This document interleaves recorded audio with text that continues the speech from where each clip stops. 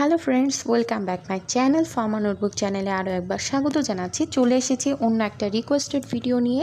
আজকে আমার একটা ছোট্ট ভিডিও রিপ্রেজেন্ট করব। ভিডিওটি হচ্ছে ডিস্ট্রিবিউশন অফ ড্রাগের উপর। ভিউয়ার্স, ডিস্ট্রিবিউশন অফ ড্রাগের উপর আমার কাছে রিকোয়েস্ট ছিল, তো আমি বলেছিলাম যে আমি রিকোয়েস্টেড কন্টেন্টগুলো ধীরে ধীরে আপলোড করব। তো যারা রিকোয়েস্ট করেছেন সবাইকে আমি একটা রিকোয়েস্ট করব যে কাইন্ডলি আমার চ্যানেলটা ভিজিট করেন, আপনারা সবাই সবার রিকোয়েস্টেড কন্টেন্ট পেয়ে যাবেন। তো আজকে আমার টপিকস হচ্ছে ডিস্ট্রিবিউশন অফ ড্রাগ। ভিউয়ার্স, ভিডিওটি যদি ভালো লাগে অবশ্যই একটা লাইক করবেন, শেয়ার করবেন, এবং যারা এখনও আমার চ্যানেলটি সাবস্ক্রাইব করেননি প্লিজ সাবস্ক্রাইব মাই চ্যানেল। আর যারা সাবস্ক্রাইব করেছেন তাদেরকে জানাচ্ছি অসংখ্য ধন্যবাদ। তো শুরু করি আজকের টিউটোরিয়ালটি। ভিউয়ার্স, ডিস্ট্রিবিউশন অফ ড্রাগ নিয়ে ডিটেলস আলোচনার পূর্বে যেটা আমি বলবো সেটা হচ্ছে যে distribution of drug one kind of ফার্মাকোলজির একটা গুরুত্বপূর্ণ টার্মস। ওকে, আমরা জানি ফার্মাকোলজিতে ADME এই বলে একটা টার্ম আছে। এটাকে সংক্ষেপে বলা হয় A for absorption, D for distribution, M for metabolism এবং finally E for excretion. Viewers, আমার চ্যানেলে কিন্তু ডিস্ট্রিবিউশন বাদে আর যে অ্যাবজর্পশন, তারপর মেটাবলিজম, এক্সক্রিয়েশন এর উপরে ছোট ছোট ভিডিও আছে, যে ভিডিওগুলোর লিঙ্ক আমি ডেসক্রিপশন বক্স এবং টপ আপে দিয়ে দেবো, আপনারা কাইন্ডলি এটা দেখে নেবেন। আর আজকে আমার উপস্থাপনা হচ্ছে distribution of drug. Viewers, distribution of drug বলতে কি বোঝায় বা what is drug distribution? Drug distribution is defined as the reversible transfer of drug between one compartment that is blood to another extravascular tissue. Viewers, that mean এটা কিন্তু যখন আমি ড্রাগটা কী করছি, এটা ফার্মাকোলজিক্যাল অ্যাকশানের একটা টার্ম। অর্থাৎ আমি যখন ড্রাগটা কী করব, পেশেন্ট যখন ড্রাগটা ইনটেক করবে বা ড্রাগটা নিবে, সেটা যে রুট থেকে হোক, মোদ্দার কথা হলো যখন ড্রাগটা অ্যাবজর্ব হয়ে যাবে, আফটার অ্যাবজর্পশন, অর্থাৎ যখন ড্রাগটা সিস্টেমিক সার্কুলেশনে চলে আসবে, তখন কিন্তু ড্রাগটা ডিস্ট্রিবিউট হবে। এই প্রসেসটাকে আমরা বলছি ডিস্ট্রিবিউশন অফ ড্রাগ।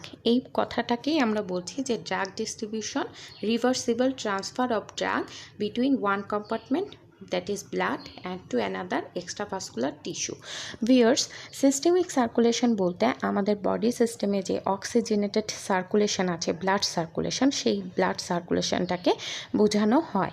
আর এখানে কি হচ্ছে, আমরা জানি ড্রাগটা যতক্ষণ পর্যন্ত এই অক্সিজেনেটেড ব্লাডের সংস্পর্শে না আসবে ততক্ষণ পর্যন্ত কিন্তু আমরা আমাদের ফার্মাকোলজিক্যাল অ্যাকশন বা ডেজায়ার্ড অ্যাকশন পাবো না।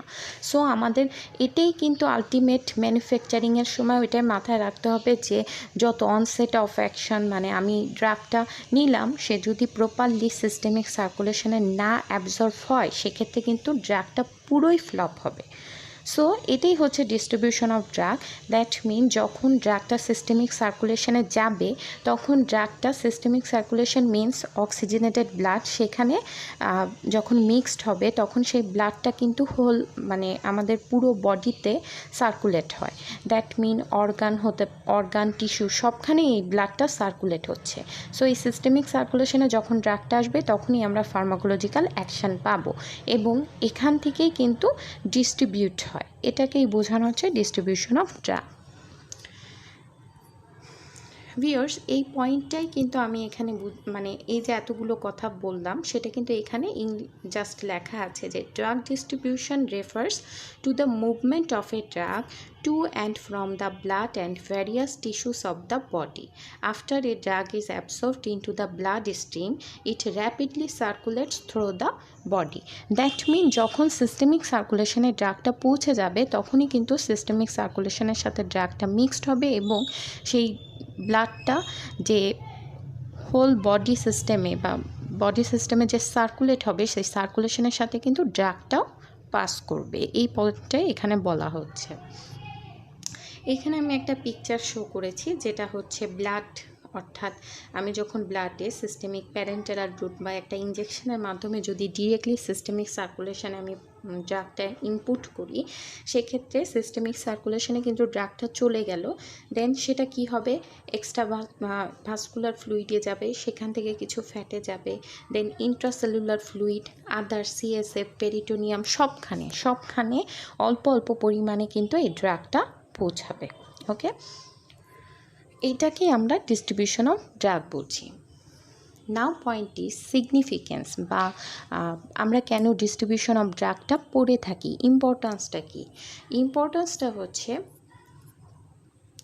ফার্স্টে যেটা, pharmacological action of drug depends upon its concentration at the site of action.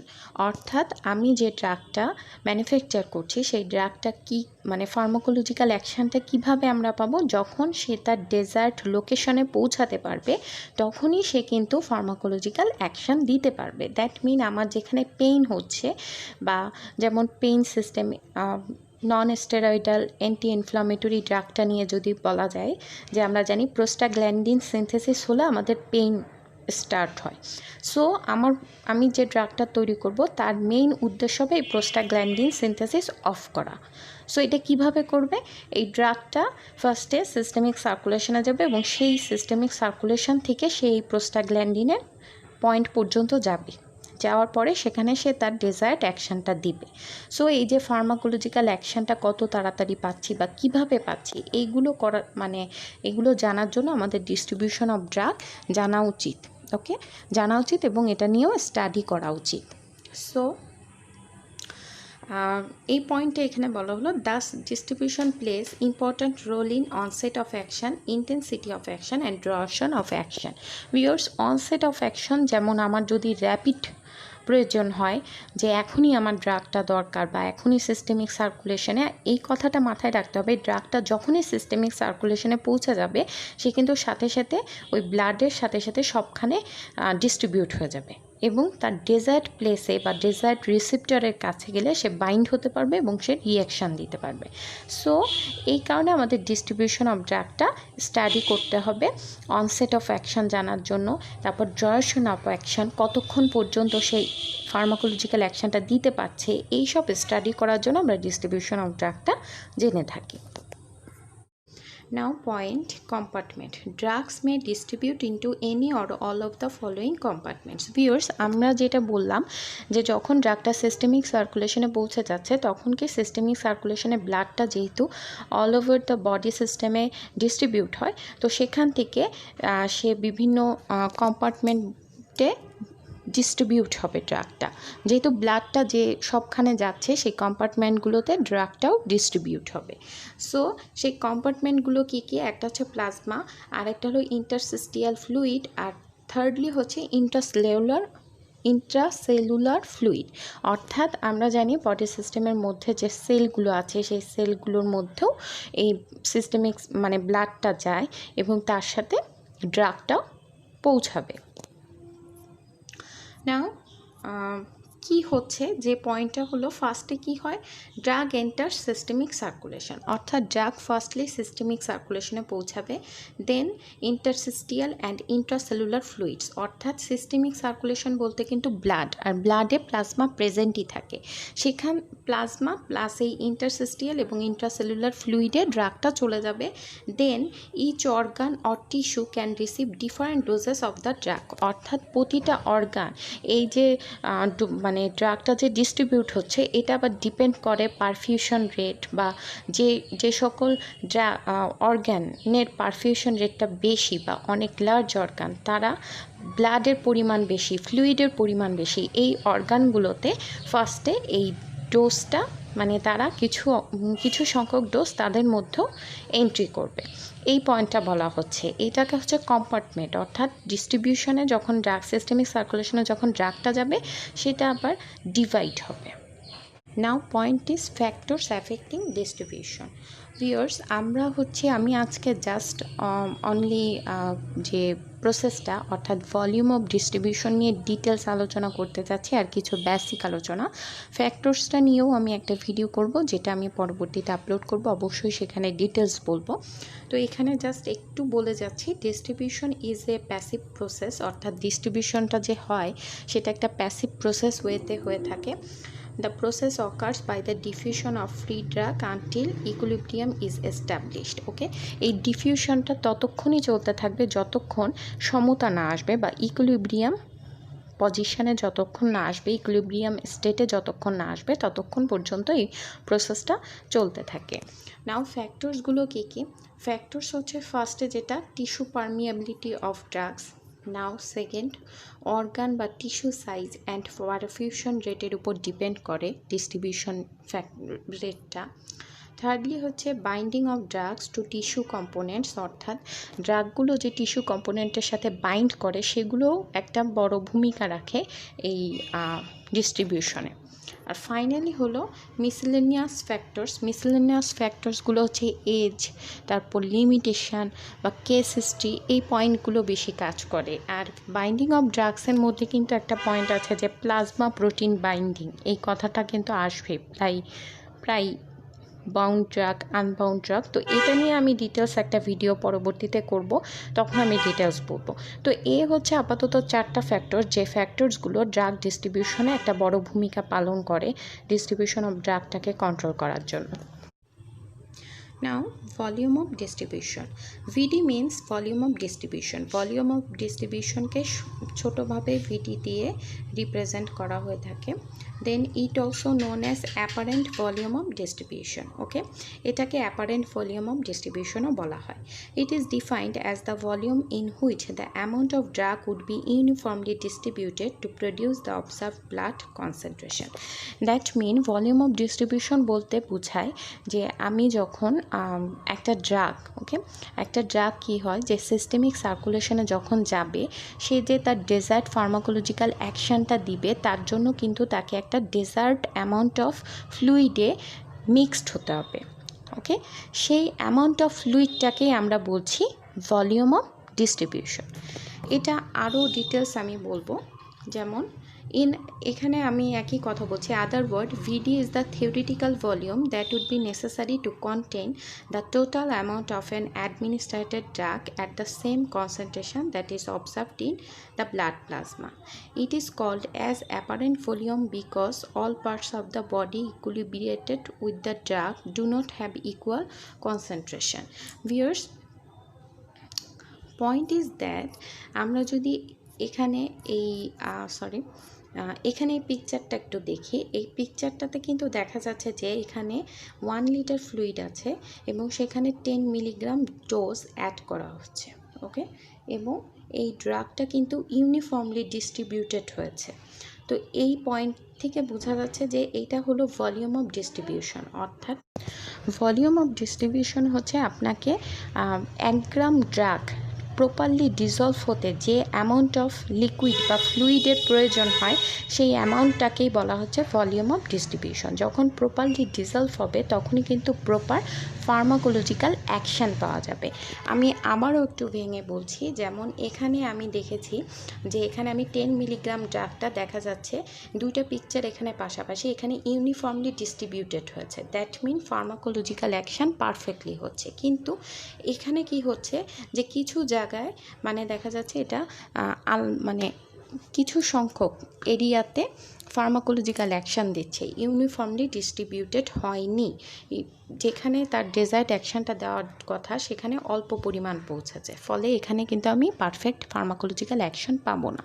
That mean volume of distribution হচ্ছে সেই পয়েন্টটা যে পয়েন্টে ড্রাগটা ফুললি ইকুইলিব্রিয়ামভাবে ডিস্ট্রিবিউটেড হবে, যে অ্যামাউন্ট অফ ফ্লুইডে, সেই অ্যামাউন্ট অফ ফ্লুইড বা সেই এরিয়াটাকে আমরা বলবো ভলিউম অফ ডিস্ট্রিবিউশন।